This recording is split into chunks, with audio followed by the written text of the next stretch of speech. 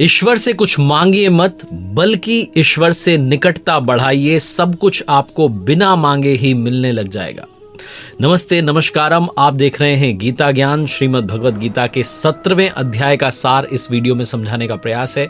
और ये समझ जो कि मैं डेवलप कर पाया हूँ, क्योंकि रोजाना प्रतिदिन पठन चिंतन मनन करता हूँ श्रीमद् भगवद गीता की यथार्थ व्याख्या, यथार्थ गीता का, जिसे परमहंस स्वामी श्री अड़गड़ानंद जी महाराज जी ने लिखा है। आप भी घर बैठे फ्री में अपने लिए ये यथार्थ गीता मंगवा सकते हैं और विस्तार से सारी बातें पढ़ सकते हैं, यथार्थ व्याख्या पढ़ सकते हैं www.यथार्थगीता.com से। 16वें अध्याय के अंत में भगवान श्री कृष्ण अपने सखा, अपने मित्र, अपने शिष्य अर्जुन से कहते हैं कि काम, क्रोध और लोभ को जब त्याग देता है मनुष्य, तो कर्म का आरंभ होता है। कर्म जो है गीता वाला, वो कर्म है ध्यान, वो कर्म है मेडिटेशन, वो कर्म है चिंतन। उस कर्म का आरंभ होता है जब काम, क्रोध, लोभ को कोई त्याग देता है।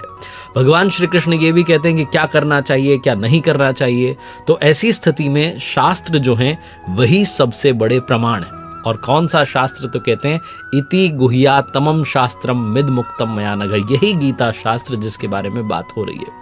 अर्जुन 17वें अध्याय की शुरुआत में प्रश्न करते हैं कि भगवान, आपने कहा कि काम, क्रोध, लोभ को त्यागने पर कर्म शुरू हो जाता है, लेकिन बहुत सारे ऐसे भी लोग हैं जो शास्त्र विधि, जो तरीका शास्त्रों में लिखा है, उसको छोड़ करके कुछ न कुछ करते रहते हैं, पूजन करते हैं, यजन करते हैं। क्या उनकी गति सात्विक है, राजसी है, तामसी है? क्योंकि भगवान ने पहले बताया था कि ये 3 गुण हैं, ये प्रकृति 3 गुण वाली है। तो इस 17वें चैप्टर की शुरुआत में अर्जुन कहते हैं, ये शास्त्र विधि मुत्सृज्य यजन्ते श्रद्धयान्विताः तेषाम निष्ठा तु का कृष्ण सत्वमाहो रजस्तम। हे भगवान, जो मनुष्य शास्त्र विधि को छोड़ करके श्रद्धा तो रखते हैं, लेकिन वो शास्त्र विधि को फॉलो नहीं करते, उनकी कौन सी गति होती है? तो भगवान श्री कृष्ण कहते हैं, त्रिविधा भवती श्रद्धा देहि नाम सा स्वभावजा सात्विकी राजसी चैव तामसी चेति ताम शृणु। हिंदी में समझें तो भगवान कहते हैं कि अर्जुन, ये जो योग है इसमें एक ही क्रिया है, एक ही कर्म है, जिसे आराधना, ध्यान, चिंतन कहा गया है। लेकिन जो अविवेकी होते हैं, जिनका विवेक जो है नष्ट हो चुका है, जिन्होंने अपनी बुद्धि से बहुत सारी भ्रांतियां पाल ली हैं, वो अनंत क्रियाओं का विस्तार करते चले जाते हैं और फिर दिखावटी जो बात है, जो दिखावटी वाणी है, उसमें उसे बताते भी हैं। उनकी जो बात है वो जिस तक पहुंच जाती है, उसकी भी बुद्धि नष्ट हो जाती है, तो वो कुछ पाता नहीं है। इसीलिए भगवान श्री कृष्ण यहाँ समझाना चाह रहे हैं कि मनुष्य की आदत से जो श्रद्धा उत्पन्न हो जाती है वो 3 प्रकार की होती है। सात्विकी होती है, राजसी होती है और तामसी होती है। जैसी जिसकी श्रद्धा, जैसी जिसकी वृत्ति, वैसा ही वो पुरुष यानी कि नर नारी हो जाते हैं। तो कहते हैं, यजन्ते सात्विका देवान्यक्षर क्षांसी राजसः प्रेतान भूत गणांश्चान्ये यजन्ते तामसा जना। जो सात्विक पुरुष हैं वो देवताओं को पूजते हैं, जो राजस पुरुष हैं वो यक्ष को, राक्षसों को पूजते हैं, और जो तामस होते हैं वो प्रेत को, भूतों को पूजते हैं। ये बहुत मेहनत करते हैं, बहुत श्रद्धा से ये सब परिश्रम करते हैं, पूजन करते हैं, लेकिन ये शास्त्र विधि से रहित है। ये शास्त्र नहीं कहता है, ये सारी कल्पित क्रियाएं हैं। ये लोग जो हैं ये दंभ में, अहंकार में युक्त होते हैं। तो बहुत स्पष्ट किया कि जो सात्विक श्रद्धा वाला है वो देवताओं को पूज रहा है, जो राजसी सिर्फ घमंड के लिए चाहता है जीवन जीना, वो राक्षसों की पूजा कर रहा है, और जो तामस, जो कि तमोवृत्ति वाला पुरुष है, वो पूजा कर रहा है भूतों की, प्रेतों की। और भगवान इस 17वें अध्याय में कहते हैं कि ये सारे लोग जो हैं मुझसे दूरी पैदा करते हैं, आत्मा और परमात्मा के बीच में दूरी पैदा करते हैं, इसलिए इन सबको तू असुर जान। वो बड़ा स्पष्ट कहते हैं कि ये सब मुझसे दूर भाग रहे हैं, ये मेरे पास नहीं आ रहे हैं। इसीलिए भगवान श्री कृष्ण ने जो कहा उस बात को फॉलो करना शुरू करना चाहिए। उन्होंने कहा कि एकमात्र परमात्मा की शरण में जाइए, सर्वधर्मान परित्यज्य मामेकम शरणम व्रज। ये बात उन्होंने कही कि सब छोड़ करके मेरी शरण में आ जाओ। और जो ध्यान करने का तरीका है वो पिछले अध्याय में बहुत स्पष्ट किया। जो 4 स्टेजेस बताई गई हैं, अगर आप उन्हें फॉलो करते हैं तो आप सही तरीके से चिंतन, मनन और ध्यान कर पाएंगे। भगवान कहते हैं अपने मित्र, अपने सखा, अपने शिष्य अर्जुन से कि अर्जुन, जिस तरीके से श्रद्धा 3 प्रकार की है उसी तरीके से भोजन भी 3 प्रकार का है, यज्ञ, तप और दान भी 3 प्रकार के हैं। सबसे पहले भोजन आहार के बारे में कहते हैं। श्री भगवान उवाच आयुः सत्व बलारोग्य सुख प्रीति विवर्धना रस्या स्निग्धा स्थिरा हुद्या आहारा सात्विक प्रिया। कहते हैं जो आयु को बढ़ाने वाला है, बल को, बुद्धि को, सुख को, प्रेम को बढ़ाने वाले भोज्य पदार्थ हैं, भोजन है, वो सात्विक जो पुरुष हैं उनको प्रिय होते हैं। जो स्वभाव से हृदय को प्रिय लगने वाला भोजन है, जो आपके दिल को पसंद है, वैसा जो भोजन है वो सात्विक होता है, वो सात्विक लोगों को प्रिय होता है। इस श्लोक के अर्थ से स्वामी जी यथार्थ गीता में कहते हैं कि स्पष्ट होता है कि कोई भी जो भोज्य पदार्थ है वो सात्विक, राजसी और तामसी नहीं होता, उसका प्रयोग सात्विक, राजसी, तामसी होता है। अलग अलग जो परिवेश हैं, अलग अलग जो मौसम है, उसके हिसाब से भोजन बदलता रहता है। आगे भगवान श्री कृष्ण जो है राजसी पुरुषों को कैसा भोजन प्रिय होता है तो उस पर कहते हैं कि राजसी जो लोग हैं उनको कड़वे, खट्टे, नमकीन, गर्म, तीखे, रूखे, दुख पैदा करने वाले जो भोजन है, जो आपके स्वास्थ्य को खराब करने वाला भोजन है, वो प्रिय होता है। तामसी जो लोग होते हैं उनको रस रहित, जिसमें रस नहीं है, जो बासी है, जो बहुत देर का बना हुआ है, जूठा है, अपवित्र है, ऐसा भोजन प्रिय होता है। तो ये भोजन के 3 प्रकार श्रीमद् भगवद गीता में भगवान श्री कृष्ण बताते हैं। इसी तरीके से यज्ञ के बारे में, यज्ञ के 3 प्रकार बताते हैं भगवान श्री कृष्ण। कहते हैं कि यज्ञ भी सात्विक, राजसी और तामसी होता है। जो शास्त्र विधि वाला यज्ञ कर रहे हैं, जो ज्ञान व योग से, चाहे निष्काम कर्म योग से भक्ति कर रहे हैं, ध्यान कर रहे हैं, श्वास प्रश्वास का यज्ञ कर रहे हैं, वो सात्विक कर रहे हैं। लेकिन जो सिर्फ दंभ, दिखावे के लिए, लोगों में एक माहौल बनाने के लिए कि लोग प्रशंसा करें कि देखो कितना अच्छा व्यक्ति है, जो सिर्फ दंभी हैं, घमंडी हैं, दिखावे के लिए यज्ञ कर रहे हैं, वो राजसी है। और जो शास्त्र विधि वाला यज्ञ नहीं कर रहे हैं, जो परमात्मा की भक्ति में नहीं है, वो भक्ति नहीं कर पा रहे हैं, वो मन को रोक नहीं पा रहे हैं, श्वास पर ध्यान नहीं लगा पा रहे हैं, वो जो यज्ञ कर रहे हैं वो तामस यज्ञ कहा जाता है। और ऐसा जो पुरुष होता है वो यज्ञ को जानता ही नहीं है, उसकी जानकारी है ही नहीं। अब तप के बारे में बताते हैं तो कहते हैं देव द्विज गुरु प्राज्ञ पूजनम शौच मार्जवम ब्रह्मचर्य महिंसा च शारीरम तप उच्यते। कहते हैं कि परम देव परमात्मा पर जय प्राप्त करने वाले दिन सद्गुरु और ज्ञानी जनों का पूजन, पवित्रता, सरलता, ब्रह्मचर्य, अहिंसा, ये शरीर संबंधी तप है। शरीर हमेशा वासनाओं की तरफ बहकता है, लेकिन इसे वापस लेकर के आना और भक्ति में लगाना, ये वो तप कहलाता है, शारीरिक तप। फिर कहते हैं कि उद्वेग ना पैदा करने वाला, किसी से झगड़ा पैदा ना हो, अच्छी बात हो, प्रिय बात हो, भगवान में भक्ति में लगने वाली जो बात है, जो भक्तिमय बात है, ऐसी बात हो, जो इस तरीके की बात कर रहा है, नाम जप रहा है, ये वाणी वाला तप है।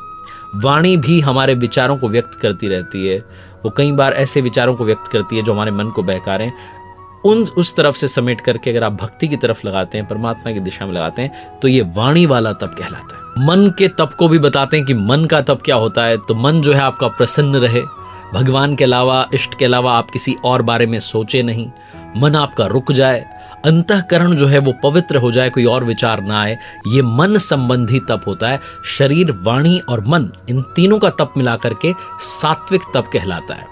फिर जो फल को नहीं चाह रहा है, भक्ति कर रहा है, वो सात्विक तप कर रहा है। जो सत्कार के लिए, घमंड के लिए, पाखंड के लिए तप कर रहा है, वो चंचल फल वाला तप कर रहा है, उसे फल भी चाहिए, वो राजस तप है। और जो सिर्फ मूर्खता से, हट से मन को, वाणी को, शरीर को पीड़ा दे रहा है, दूसरों का अनिष्ट करना चाहता है, बदले की भावना से आगे बढ़ रहा है, वो तप तामस कहा गया है।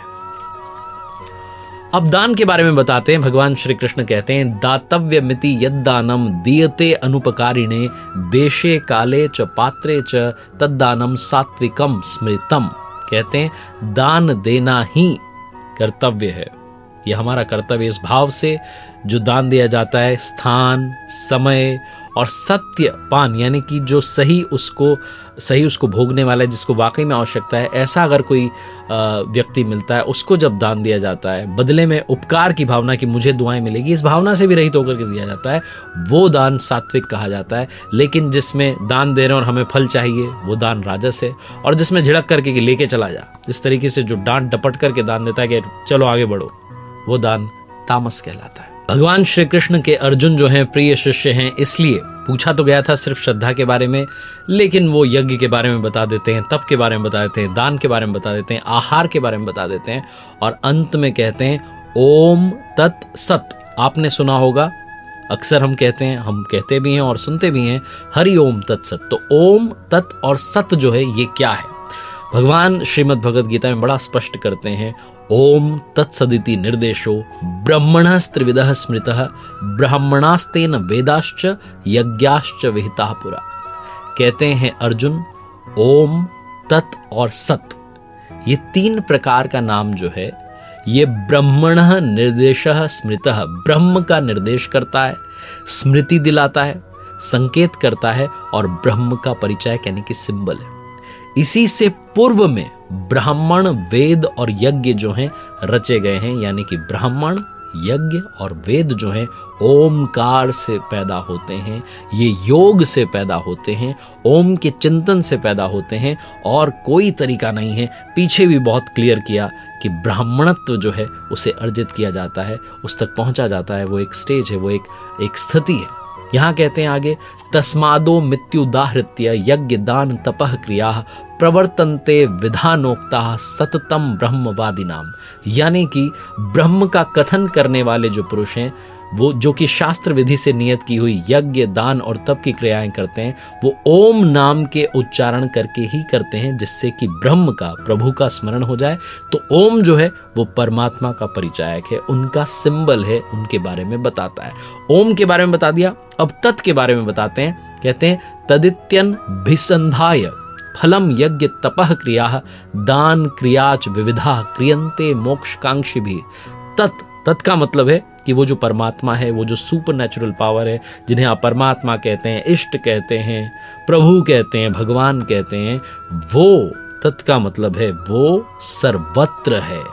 इस भाव से जो फल को नहीं चाहता है और जो शास्त्र विधि है उसको फॉलो करता है, उसको भजता है, वो भगवान तक पहुंचने के लिए सबसे पहले उपयुक्त व्यक्ति होता है। तो तत् जो शब्द है वो परमात्मा के लिए समर्पण बताता है कि हम जप करें ओम का, और जितनी भी क्रियाएं हैं, यज्ञ करना है, दान करना है, तप करना है, वो उन पर जो तत् हैं उन पर निर्भर होकर के करें, जो कि सर्वत्र व्याप्त हैं। और अब सत के बारे में बताते हैं। श्री भगवान उवाच सद्भावे साधुभावे च सदित्ये तत् प्रयुज्यते प्रशस्ते कर्मणि तथा सच्छद्दः पार्थ युज्यते।